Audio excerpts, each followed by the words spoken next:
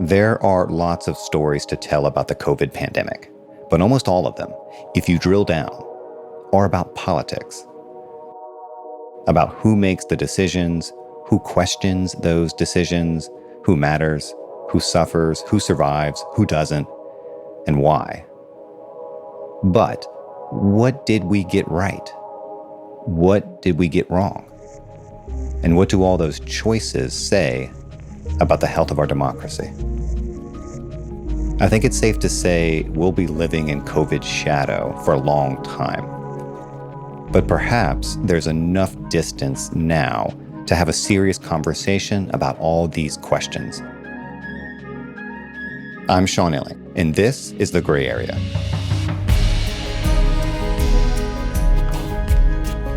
Today's guest is Frances Lee. She's a professor of political science and public affairs at Princeton University and a co-author of a book called In COVID's Wake: How Our Politics Failed Us. It treats our response to COVID as a kind of stress test of our political system. Lee and her co-author, Stephen Macedo, look at all the institutions responsible for truth-seeking, journalism, science, universities, and asks, how did they perform? Were they committed to truth, open to criticism? Did they live up to the basic norms of liberalism and science? Were we able to have a reasonable conversation about what was happening? And if we weren't, why not? And can we have it now?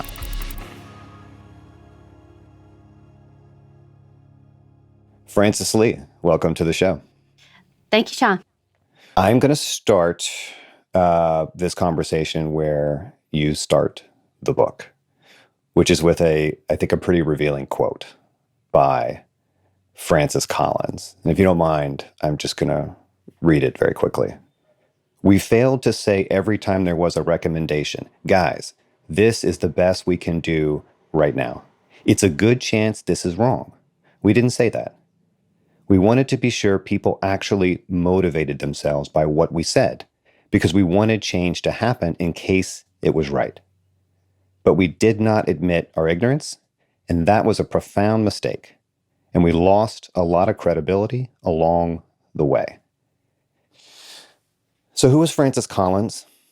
What does he represent in this story? And how does that quote really anchor this book? So Francis Collins is the head of the National Institutes of Health. And in that passage, he is reflecting back on the way in which science agencies in the U.S. handled the pandemic. He's on a panel with a trucker from Minnesota, and it's at a Braver Angels event, which tries to bring together people from diverse perspectives for dialogues. And he is just being remarkably candid in reflecting back on what he saw as the failings of the pandemic response. You know, we saw what he had to say at that panel as sort of summing up the argument of the book, which is that experts were not frank with the public about the limits of their knowledge and their uncertainties. They were improvising through the pandemic to a very considerable degree. They got a lot of things wrong, and they lost a lot of credibility, just as Francis Collins said, and that they should have been more honest with people about what they knew and did not know, and they would have retained the public's trust to a greater degree. How would you characterize the debate we had in this country about our response to COVID as we were responding? From your point of view, what went wrong? Well, it was a crisis, a fast-moving crisis. And so it's not surprising in retrospect that the debate was truncated. But it is surprising, as we looked back and did the research for this book, the extent to which the decisions that were made in the early going of the pandemic departed from conventional wisdom about how to handle a pandemic. And violated recommendations that had been put on paper in calmer times about how a crisis like this should be handled.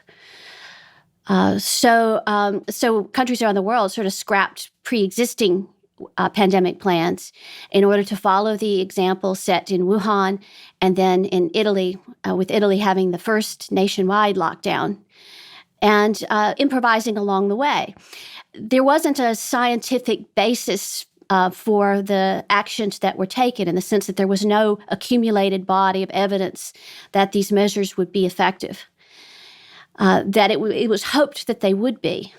But there was the lack of evidence. And, if you go back and take a look at a report that was prepared by the World Health Organization in 2019, so just months before the pandemic broke out, that document goes through each of the proposed non-pharmaceutical interventions, meaning the measures that are taken to keep people apart in the context of an infectious disease pandemic, like masking or social distancing, business closures, school closures. Takes a look at each of those measures in turn and discusses the evidence base around them. And across the board, the evidence base is rated as poor quality. And several such measures are recommended not to be used under any circumstances in the context of a respiratory pandemic. And among those were border closures, quarantine of exposed individuals, and testing and contact tracing. And then all those measures were, of course, employed here in the U.S. and around the world in the context of the COVID pandemic, without any kind of reckoning with the reasons why those measures were recommended against in the pre-pandemic planning. Well, that seems like an important point. It wasn't just here. This is pretty much what everybody was doing, right? Yes, that's right. Why do you suppose that was? Why the departure from these pre-pandemic plans? Well, it was the example in Wuhan. So the first such measures, lockdowns, were imposed in Hubei province in China. And the World Health Organization sent a delegation. There were a couple of Americans on that delegation to Wuhan in early February 2020. They spent a week there. They saw the scale of the society-wide response, and they admired it tremendously, the extent to which everyone seemed to be pulling together to try to suppress the spread of the disease. And then you see cases start to fall, and the temporary hospitals that had been put up were taken down. And the report declares the Chinese response a success and recommends that same approach to the whole world. So there wasn't I think there should have been more skepticism at the time. We knew that pandemics come in waves. And so it was hard to know to what extent the fall in cases was just the natural patterns that we'd previously seen with pandemics, and to what extent it was a result of the actions taken. And the public around the world are clamoring for action to protect us from this crisis. And here in the U.S., when the closures were first announced in March 2020, they were enormously popular. A Pew Research Center study that we cite in the book shows that 87% of Americans approved of those closures, large majorities of both parties. So the initial response was, this makes sense to us, let's do this, on the part of the public at large. There was a lot of consensus at that time, and then that consensus fades pretty quickly for reasons we'll get into. But before we do that, I think it's important for you to set up the story you tell in the book. And a big part of that story is about how certain groups of people were disproportionately harmed by our COVID policies. Can you say a bit about that? Well, the effects are wide-ranging, the effects of the pandemic response. And across the board, they tend to fall harder on the less well-off. So let's start with the closures themselves. Not everyone can stay home. In order for society to continue to function, for us to stay alive, some people have to keep working. Well, disproportionately, that's working class people who had to keep working through the pandemic, the so-called essential workers. I mean, you think of medical personnel, and so those are essential workers too. But the bulk of the people who had to collect the trash, keep the utilities working, deliver the food, drive the trucks, all the things that needed to be done during the pandemic are largely being done by working class people. So the closures are not protecting them. Meanwhile, their kids can't go to school. It's hard for me to even understand exactly how people got through this crisis under those circumstances. They certainly had to scramble. As you look at the effects of those school closures, the learning losses are greater among high poverty areas, on disadvantaged students, on students who were lagging academically before the pandemic. They lost more so that the gaps became wider. The inflation that resulted from the pandemic response here and around the world, that also places a greater pinch on people who are not doing as well. The enormous rise in housing costs that followed the pandemic. You just go through the list. Every case, as you look at the response, it hits harder in some parts of society than others. I noticed in a lot of the descriptions of the pandemic that journalists would write about it as that the pandemic exposed inequalities. Well, it did. It exposed them, but it also exacerbated them. It made them bigger. Say more about the class biases at work here. What were the blind spots on the part of the decision makers? What trade-offs did they miss? What potential harms did they discount or overlook? It was not a deliberative process, and there were biases in who was at the table making these decisions. Decisions around COVID policy tended to be made by small groups of people, and it's basically some generalist government officials and specialists in infectious disease. So there just weren't a diversity of voices being brought to bear. Is that avoidable? This seems to be, not to say it isn't a problem, but it seems kind of unavoidable on some level. Remember, this is a long crisis. So we can talk about March 2020 and what was done then, but then we have to ask, what was the capacity of governments to take on board new information, listen to more voices, and adjust course? And we didn't see those processes working in the way one would want either. When you look at our response comparatively to the rest of the world, does it seem to you from the perch of the present that we performed more or less on par with most other countries? Or was there something exceptional about our responses and these sorts of effects, either in a good way or a bad way? Well, our handling of the pandemic became more party polarized than is characteristic around the world. That 2020 was a presidential election year. And with Trump in the White House when the crisis began, you saw sort of an in-power, out-of-power dynamic where Democrats didn't like or trust President Trump before the crisis. And so then to have him at the helm while there was so much fear, there was a tendency to reject anything he had to say, to sort of assume that if he said it, it had to be wrong. And so you saw a sorting out process where Democrats reacting against President Trump and Trump's inconsistent stances on, what to do in the context of the crisis was certainly not confidence-inspiring even for independents during that time. So what we see is this enormous partisan structuring of the pandemic response, not just at the level of policy, but also at the level of individual behavior.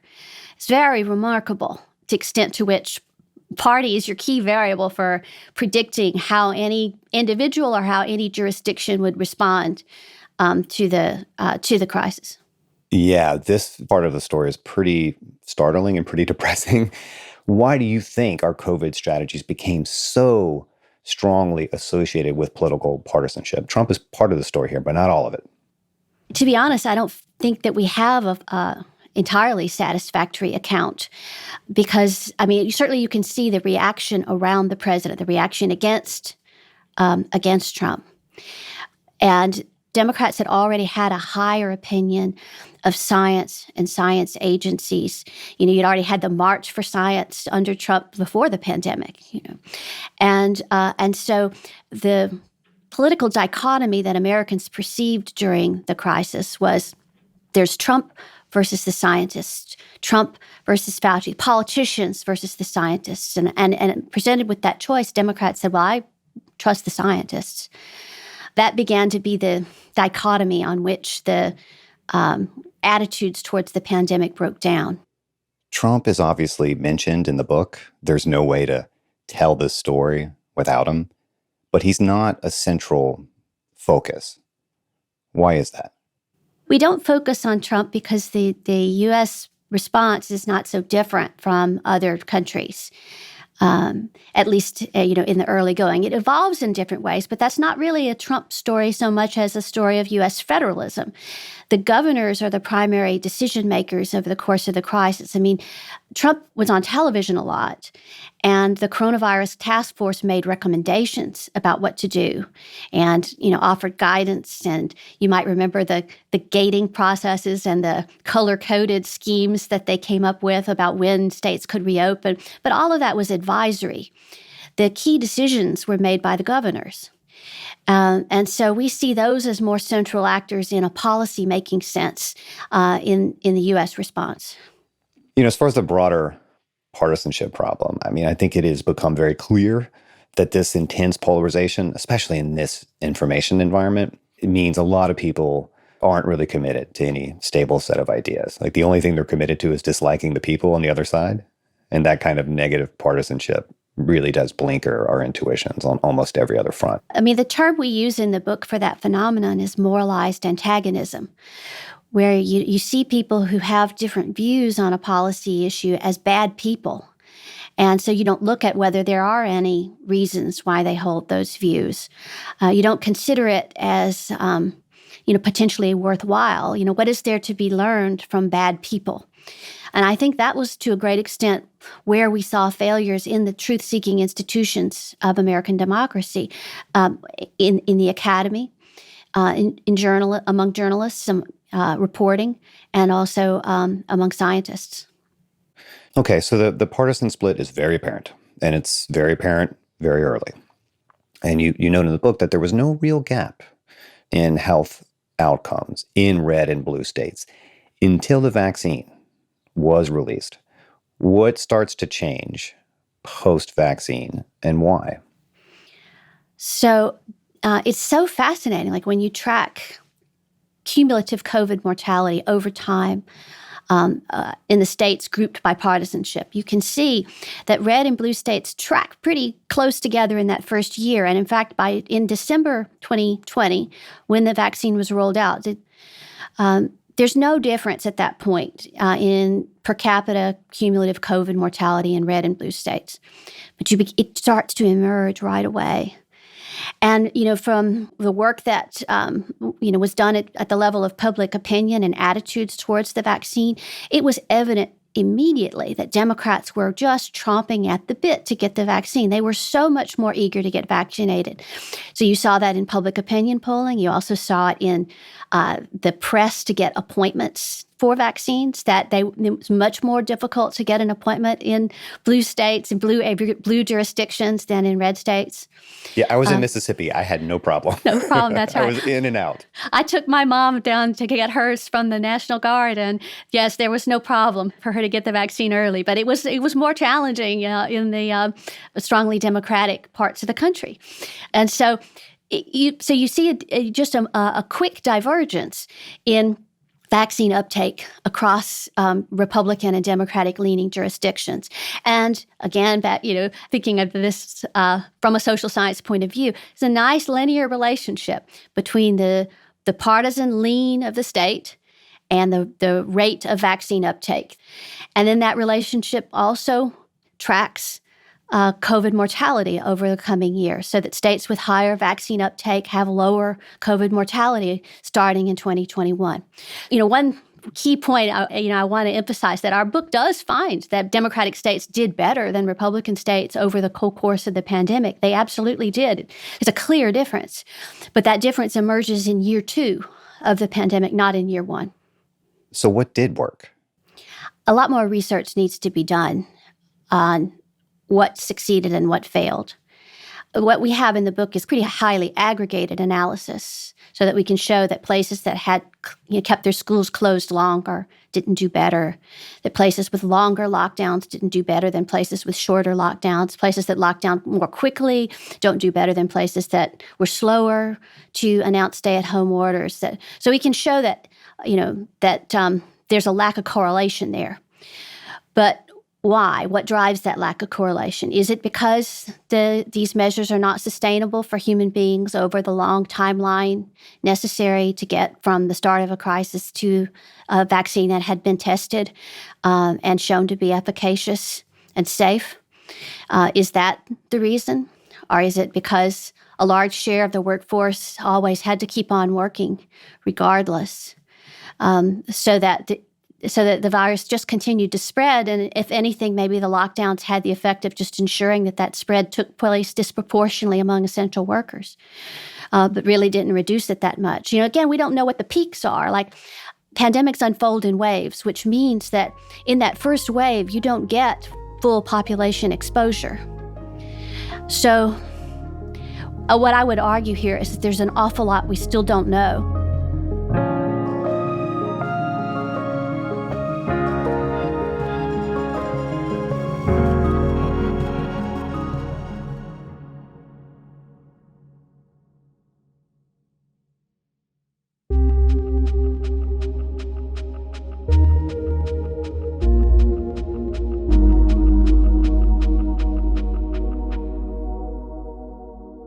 Well, I think this is a good spot to talk a little more in detail about the decision makers and how they made those decisions.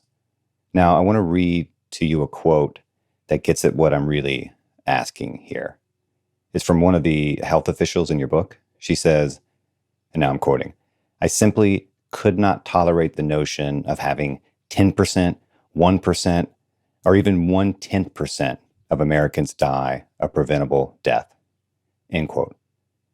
What is wrong with saying and adopting as a matter of policy that the most important thing is saving lives, and we should save lives at all costs? I believe that's a quote from Deborah Birx. And so she was the coordinator on the coronavirus task force. She was not able, she said, to do a kind of cost-benefit analysis where she could calculate how much a life was worth. I mean, that's a very understandable response, an attitude. But you have to remember that as policymakers faced with the kinds of measures that were being employed to control the spread of a disease, lives are on both sides of the equation. Let's begin with one of the first measures taken was the shutting down of so-called non-essential healthcare, which is, and it was defined quite broadly. There were a lot of cancer treatments that were canceled and regarded as non-essential, depending on where how advanced the cancer was. So you're trading off future risks to life to preserve healthcare capacity now. When you are exacerbating inequalities, when you are depriving people of education, that has long-term health effects. I mean, education is one of the best predictors of people's longevity. So you're trading off present and future. It's not so simple. These are very difficult choices. The reason why we do cost-benefit analysis is in order to be responsible as policymakers, that you can't only focus on one threat to human beings, that when we're faced with many. And look, it's even more excruciating in terms of the trade-offs, right? Because different population groups were not equally vulnerable here. Even if you're talking about saving lives at the highest priority, well, okay, old people were more vulnerable than young people, right? And so there may be policies that would save the lives of older population groups or more, health compromised people. And that might come at the expense of real harm to children in school, right? How do you weigh that? It's just, there's no formula for that. Well, there was a refusal to weigh it during the crisis, that there was sort of a denial that was what was happening. Do you think it was a denial, though? How do we know it was a denial, and how do we know they just did their best and made their choices? Some of them were good, some of them were bad. Well, they acknowledged that they didn't discuss the costs or the trade-offs. So, we have a lot of quotations to that effect from policymakers involved, saying that was really somebody else's job and not their job to consider the costs. So they're pretty frank about that they simply weren't doing it And who's they? You're talking about the health officials mostly? Yeah, health officials. Okay. That's right. So when you think about the policy process around COVID, you've got government officials, elected officials, and you have health virologists and public health officials, and that's basically who's in the room. And so then it would be the elected officials' job to consider everything else. But how would they do it if they're not being advised, if they have no perspectives being brought to bear that would shed light on the trade-offs and on the costs present in the room? Now, I think they certainly deserve blame here too, that it doesn't all rest on public health. Elected officials had a tendency to want to hide behind public health, to say we're just following the science, as if that's possible in the presence of all these value trade-offs. But it made their lives easier to pretend like they were not exercising any discretion, and that they were doing the only thing that could be done. Part of the critique here, at least of the public officials and the health experts, is that they were intolerant of criticism, or they were intolerant of skepticism. And again, I'm trying to be fair in retrospect to the people that were in the fire here. And I can imagine that one reason for that intolerance of skepticism, whatever one thinks of it, is that they really were in a very tough position. Do you have sympathy for the predicament that these people were facing? I mean, how would you have weighed the trade-offs here? Well, I do have empathy.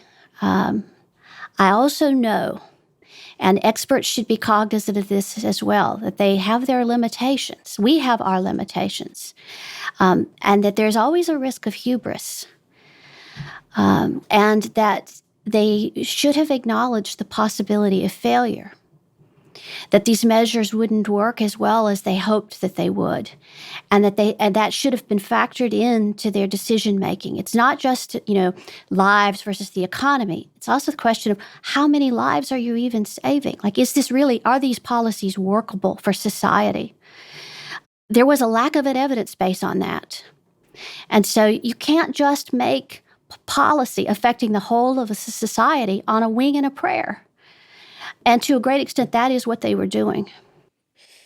You implied earlier, and you certainly talk about this in the book, that some of these health officials, people like Fauci and Birx, who were the face of these measures, that there was a bit of a disjunction between what they were saying in private and what they were saying in public, that they were lying at worst or being misleading at best when facing the public and talking about this.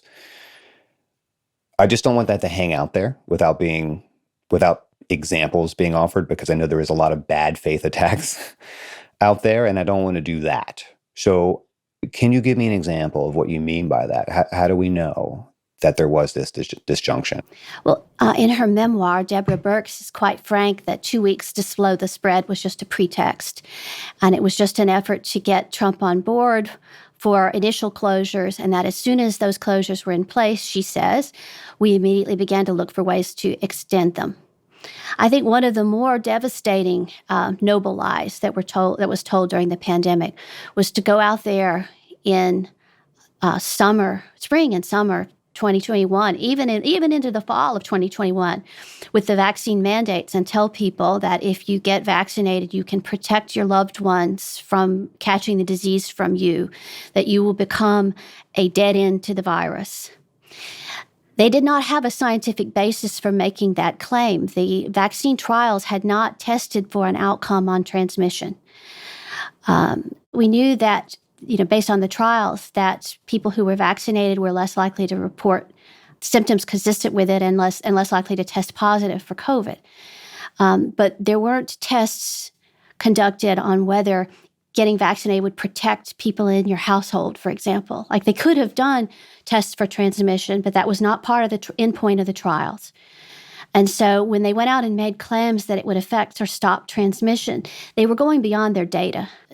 We also knew that a systemically administered vaccine, meaning a shot, it's not a nasal vaccine, doesn't prevent you from contracting the virus and for it proliferating in your nasal cavity so that you can transmit.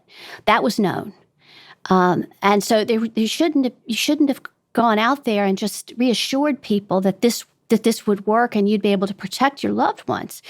Everybody found out in rather short order that getting vaccinated for COVID didn't prevent you from getting COVID and also from transmitting it to others.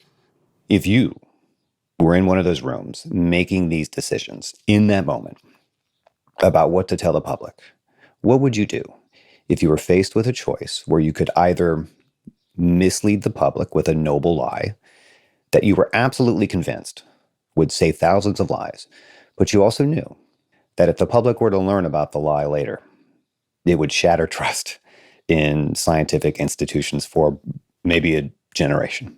Honestly, Francis, I don't know what I would actually do in that position. I know what I would tell you I would do. If you asked me now, I'd say, well, I'd tell the truth and let the chips fall.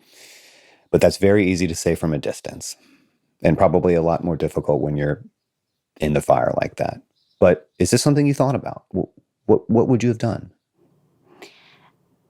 This is a very important question. I mean, what I would turn to is, what is the basis for believing that these measures would work?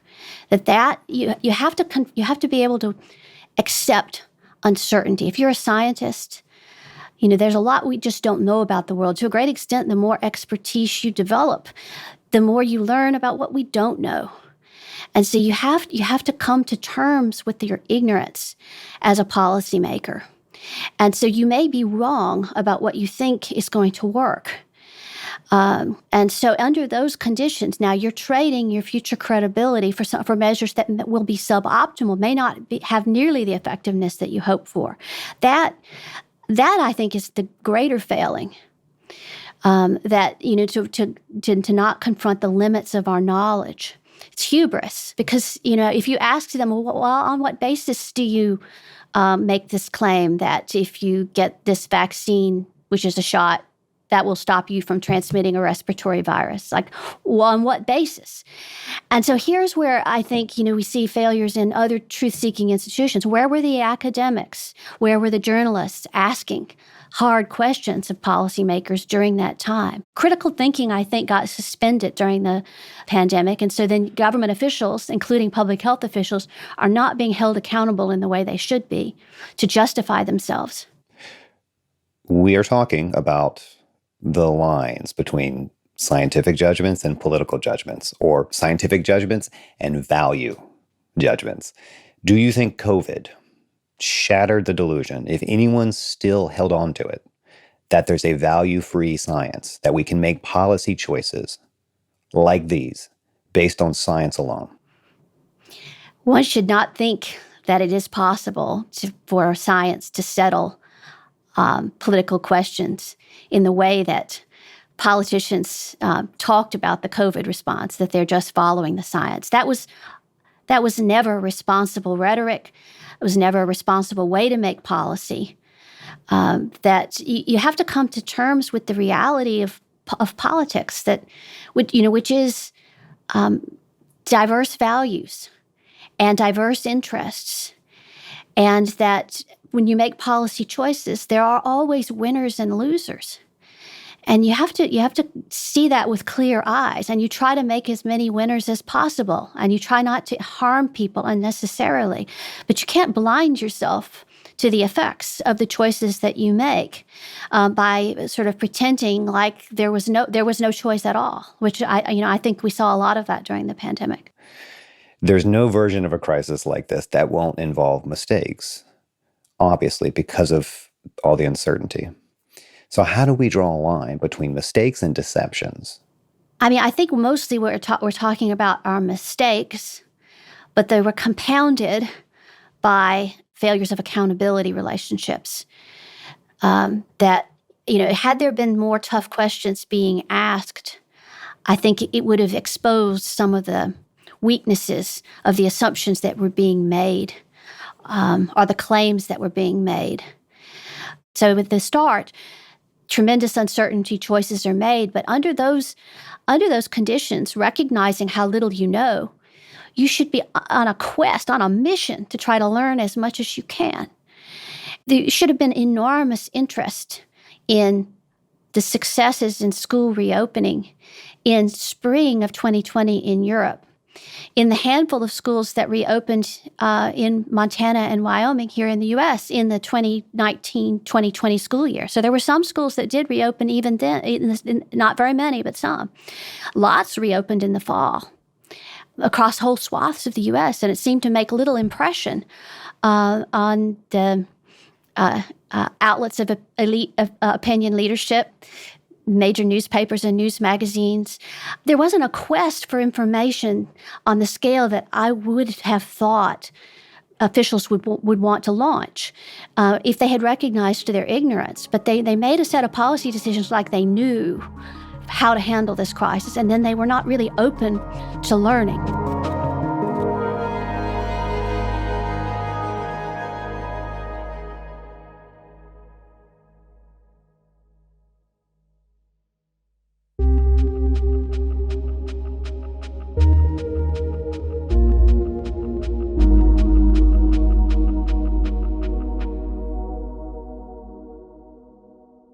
A book like this, a conversation like this, is ultimately only valuable if there are lessons to be drawn from the failures. Can you tell me about some of those lessons? Well, I think, for me, the key lesson, as I look back on it, is that policymakers have to be honest with themselves and with the public about what they know and they don't know. You can't just wing it, and you can't pretend. Tremendous loss of credibility in terms of your relationship with the public, and also bad judgments when you don't acknowledge what you don't know and don't seek to learn. So I see that as really at the core. The book Steve and I have written is not a muckraking book. We're not accusing officials of nefarious motives or corruption or it's not the pandemic that sometimes... it's interesting. There are no real villains in this book. It's not that kind of story. It's more a story of folly than villainy. So that kind of honesty about what you know and don't know. And this is policymaking in our highly complex world is rife with uncertainty. And we have to confront that squarely. In order to avoid making big mistakes. What do we know about the loss of public trust in our institutions and our government? Do we have good data on this yet? Was there a clear erosion of trust after COVID? Yes, there has been. It was already on a downward trend. Trust in institutions had been on the decline for a long time, but you can see it really does markedly drop. And so it's not just public health that is affected, also universities, and it's also the media. They are all taken a hit, and they were all not in great shape before COVID, but they're, I take that back. Public health was in pretty good shape before COVID. But I regret to say universities and the media were not in such great shape, and they've all suffered. I can see it in the people around me. Something was ruptured for a lot of people, and I don't think we quite understand it yet, but I think it was significant. And I think it has some really alarming downstream implications for our society. That is at the root of our motives in writing the book, that we want to confront this history and try to reach some kind of broader shared understanding about what happened and what it means. And so we're trying to push that conversation so that we can, instead of just turning away from this episode, we can process it and come to at least the contours of a common understanding. Maybe that's too much to hope for in our polarized context, but that is what we hope to be able to advance. I agree with you in principle. I also don't know what that would actually look like. What would it mean for public officials like that to be held accountable in that way? Are we capable of doing that right now in this polarized climate in a civilized and productive way? I don't know if it would work to sort of haul them in front of a congressional committee and watch them get roasted. If that's what we mean by accountability, I think accountability can happen more in society with conversations like the one we are having, with conferences and academia in the classrooms. There are some policymakers who had positions of great responsibility during the crisis who are able to have a conversation about what they got right and what they got wrong. And certainly that should be encouraged. Those can happen in societal settings. It doesn't have to be a highly charged political setting where those conversations occur. But I think that's the path forward towards healing these ruptures. And I do agree with you that there were profound ruptures during the pandemic in society. Divisions between families and friends over how they were interpreting the pandemic response. Presumably, we can draw lessons from this that will help us navigate the next societal crisis. To that end, what do you think is the most important takeaway here? What lesson must we absolutely learn for the next storm, whatever form that takes? Killer comet or climate catastrophe, fill in the blank, with your favorite extinction threat. So the acknowledgement of uncertainty, the willingness to keep learning, and then resist that impulse towards moralized antagonism. Dismissing the perspectives of people you disagree with or that on the other side politically. Resist that. Listen to them and try to evaluate what they say on the merits, and don't assume that you have nothing to learn from people you think are bad people. What we saw in the pandemic was society sort of turning on itself. So Democrats blaming Republicans, Republicans blaming Democrats, all these different divides, where the root problem was that this crisis was not we did not have the technology to control or stop this crisis. All we could really do is mitigate it and sort of acknowledging our frailties as human beings. That's difficult. It's much easier and more comfortable just to blame the bad things that are happening on the people you don't like anyway. And so we saw an awful lot of that. I'm going to leave it right there. Once again, the book is called In COVID's Wake: How Our Politics Failed Us. Frances Lee, this was a pleasure. Thank you. Thank you, Sean.